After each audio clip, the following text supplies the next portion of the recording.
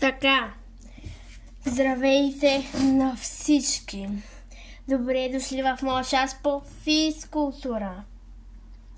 Днеска ще направите 1000 обиколки на училището. Точно 1000 обиколки на училището. 1000. Ясно ли е? 1000 обиколки. И обаче, сам да кажа, който спре само за една секунда, плюс още 100 обиколки. Ясно ли е? Какво? Как 1000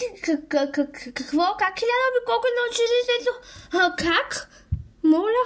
Не, аз не вярвам. Как 1000 обиколки? Вие шегувате ли се? Това е невъзможно. Да, това е невъзможно. Не знам какво да кажа. Това е, което чухте. 1000 обиколки на училището.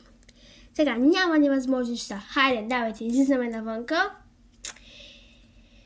И започвайте. Хайде, като обаче, ето и футболното игрище, искам да го заобиколите. И футболното игрище. Айде. О, не. Късмет само ни трябва. Късмет. О, леле, бягай.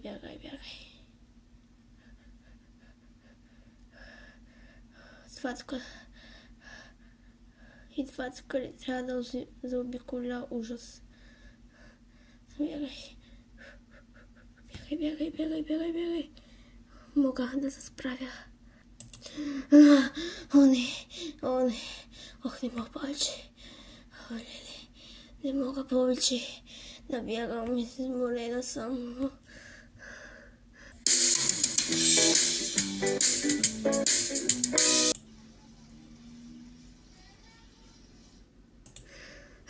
Здравей, мамо. Радвам се да те видя. Здравей, сине. Чакай малко. Защо си с инвалидна количка? Не разбрах. Защо си с инвалидна количка? Ми правих 1100 обиколки на училището. Искам да седна на дивана. Хищно ми се говори. Тая учителка много е зла. Като другата точно копие.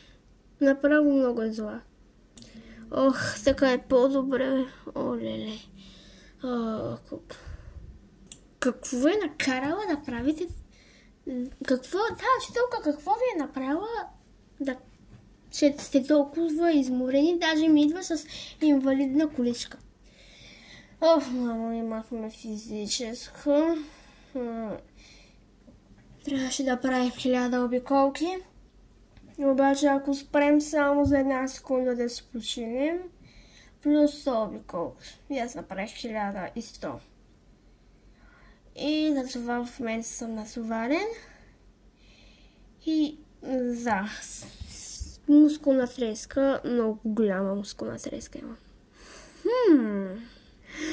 Добре, ще отида в училище и ще говоря с нея. Сигурно си гладен. Дай сега, ще си... Яденето е готово. Така. Ето го яденето, готово е. Ето. Сядай на масата да ядеш. Хайде. Добре, ще дойда и ще ти помогна да станеш. Забравих, съжалявам. Ох, колко съм гладен. Добре, няма нужда да ми помагаш. Мога да стана, само ми трябва много да бягам. Колко ми е измъчно.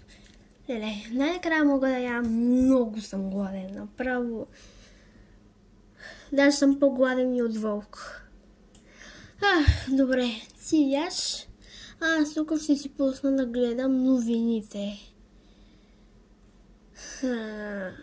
Какво дадат по новините? Да видам. Я се наядох. Добре, идвам да ям. Не, по-скоро исках да кажа, и аз идвам тук при тебе.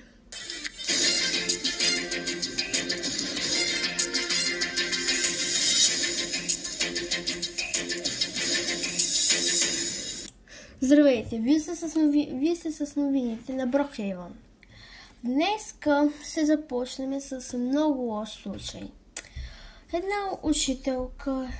Една учителка, която била много злобна и била много лоша, била избягала от затвора. Както си спомняхте, имахме случай, в който учителка беше арестувана в затвора поради много лошо държание с децата. Изглежда, че тя е избягала от затвора и в момента полицията